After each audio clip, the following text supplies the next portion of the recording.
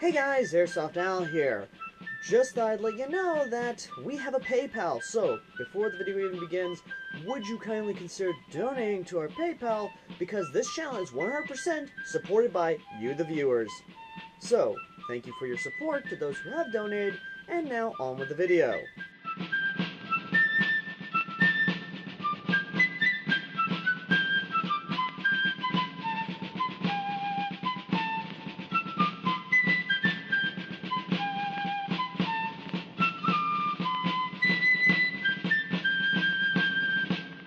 When it comes to concealed carry in the real steel world, many people during the many years have always loved the small caliber pistol.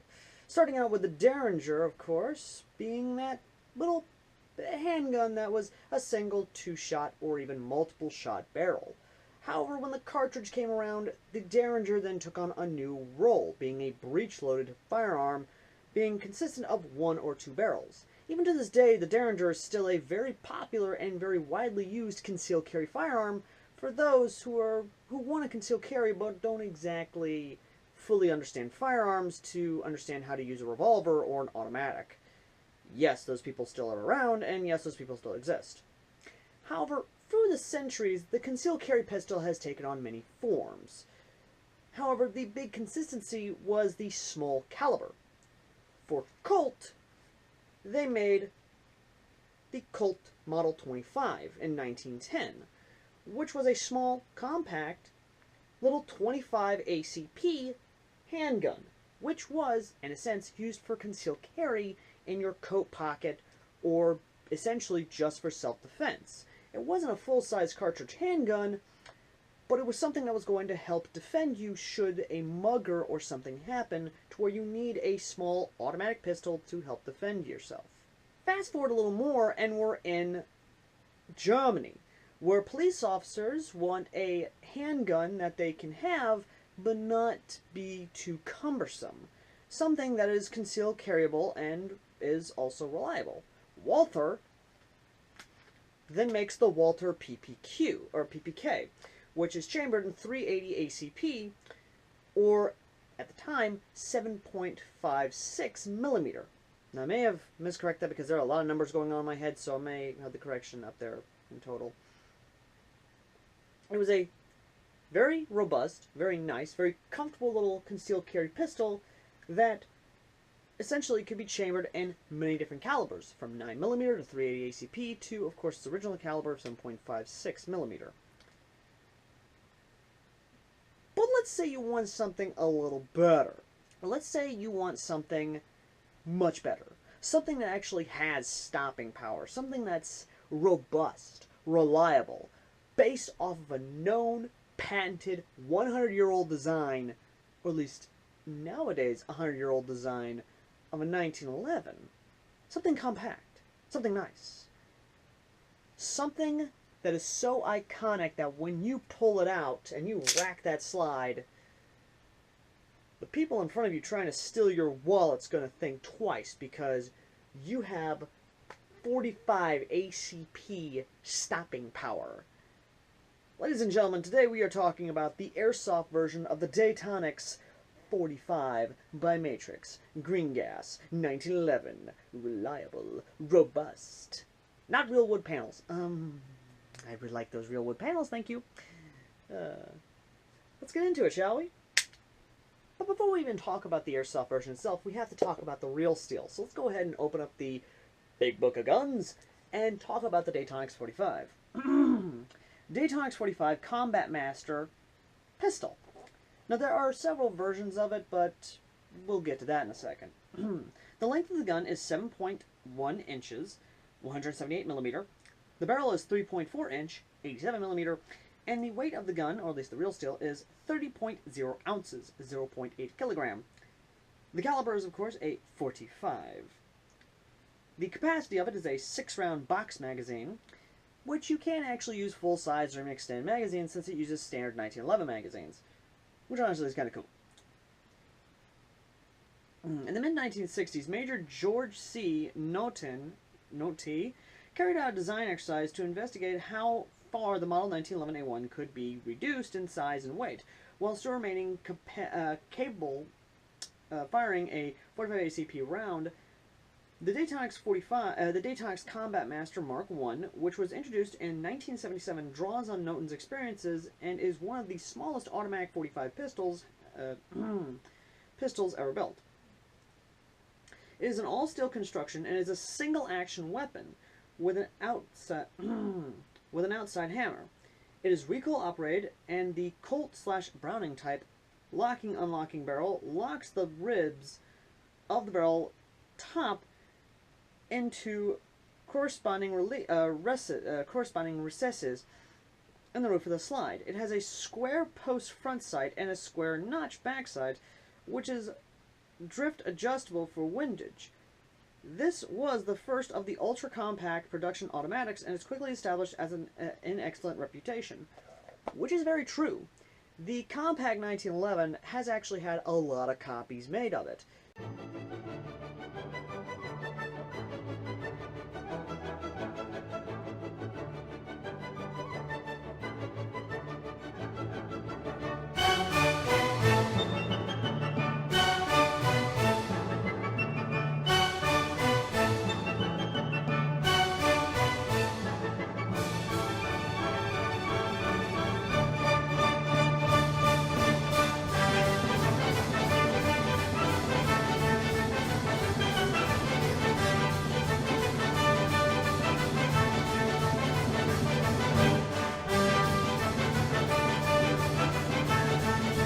You can actually find a lot of them at Bass Pro or other gun shops where you might want to consider getting a concealed carry. A lot of these do jump around below $800 or even over $800, but for some reason they've always stick to the $800 price tag, so they are somewhat affordable for those who actually want a good, reliable, well, concealed carry handgun.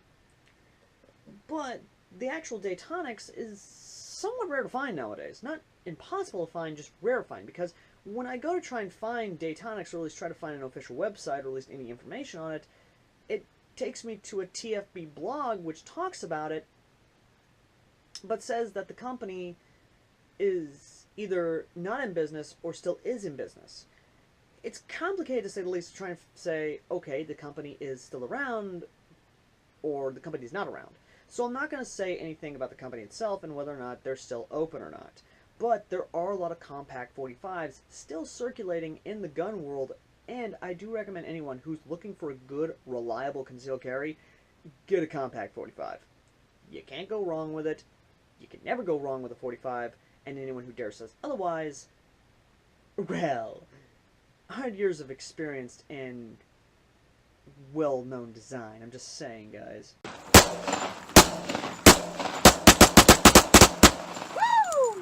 But what about the Airsoft version says that this is a gun you actually want, this is a gun you actually need, and this is something you would want in your collection? Let's just go ahead and say it off the bat, because this is a very good gun. Not a lot wrong with it. Because, one, $80. Excuse me, what? Just right off the bat, $80 gun. Just take all my money! Oh, not this soon! Not this soon! Ah! Yeah, guys, this is affordable for the common man. Once again, checkmark that off. The sights are actually good, but then again, this is one of those handguns to where you have it already racked, you have the safety on, and yes, this does actually have the iconic grip safety of the 1911. And what you have it on is you have it on you, get captured, flip that safety down, and just drop, drop. That's what the gun's designed for. And yes, this is a gas blowback. Yes, it locks back. Yes, it uses smaller, shorter green gas 1911 mags. And you can use full-size 1911 magazines with it, which is very good. The hammer, of course, recesses back. It operates like a 1911. It takes down like a 1911. Has a hop-up like a 1911. This essentially works with all 1911 parts. And there are extended grips made by Armor Works, I do believe. I'll probably find a picture of it and post it here in a second. Essentially, all the upgrades you want with a 1911, you can put on this 1911. And that's really it. Second, why would you want this? let's say you got a large collection of 1911s, like myself.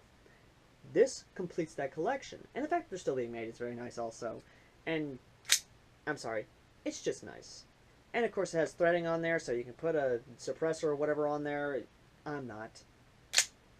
I sure as hell not. I love this thing the way it is. It's good. Next, and let's face it, we all know this. It's a 1911! Why would you not go with a 1911? That is my question. Why would you not go with a 1911?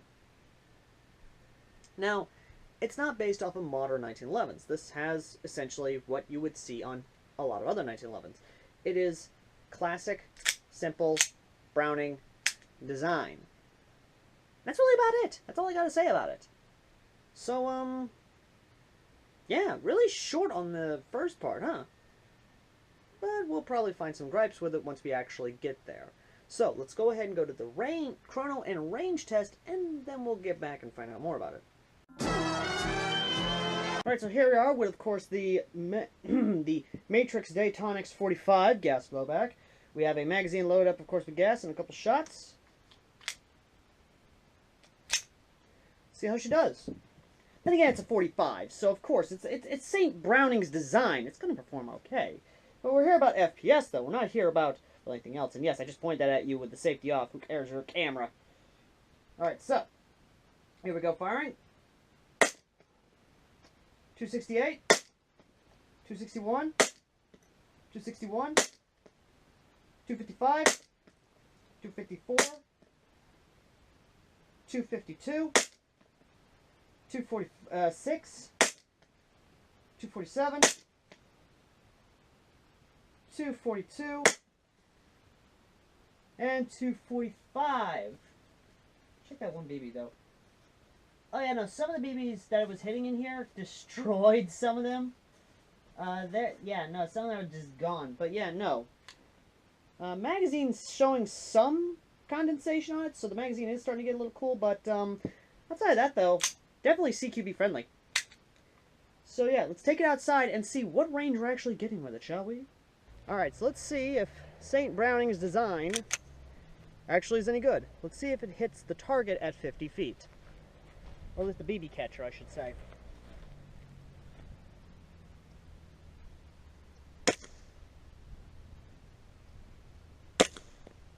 There it goes. Yeah, it's lobbing them. It's lobbing them. That's what's... Well, hit the barn. Hit the barn, but when I go to aim for the target down there, it's lobbing them. How many rounds do I have left? I got a couple rounds left. Let's bring it back a little bit and see if it hits at 60 feet. Here we are, 60 feet. Will it hit? I'm going to take the traditional shooter stance when using a gun of St. Browning. Barely. It barely hit. I mean, I'm going to aim for the 10 straight in front of me. Yeah, no, it's just lobbing them. Basically.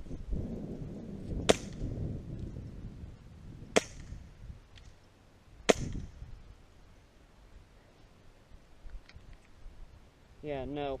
This is definitely a gun you want to have if you want a last stand gun, which is why I have it on me, because it's definitely not meant for anything beyond 50 feet, but it'll definitely hit something at closer.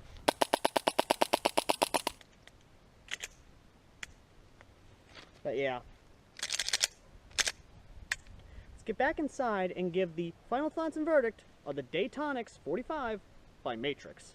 If there was one thing I had to gripe a little bit about, is that you give us $80, but you know, you could go a little over, maybe $90 if you threw in some nice wood grips. I'm just saying, wood grips.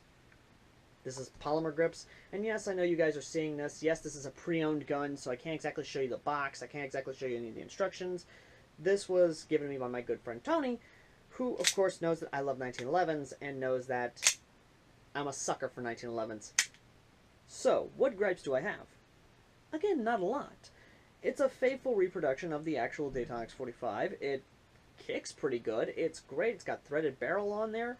It can accept full-size magazines if you want to insert full-size magazines in there and have more ammo capacity. Yes, the range isn't that great, which does affect the score a little bit, but then again, that's just how it is. And that I was using .2, so I wasn't exactly using heaviest BBs. And, yeah, that's about it. Now, I will say that I really do wish there was a CO2 version of this.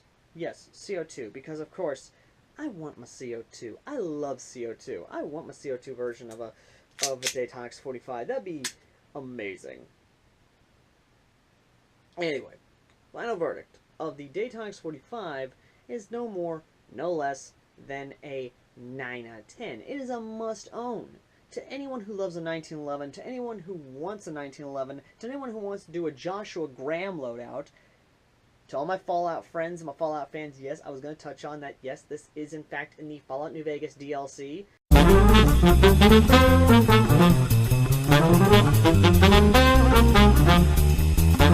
And yes, this is technically one of the pistols that is used by Joshua Graham, so you technically can get this for a Joshua Graham loadout or a Joshua Graham cosplay and pray this up to be his 1911. That's about it, though. It's a good gun. That's all I can say. It's a good gun.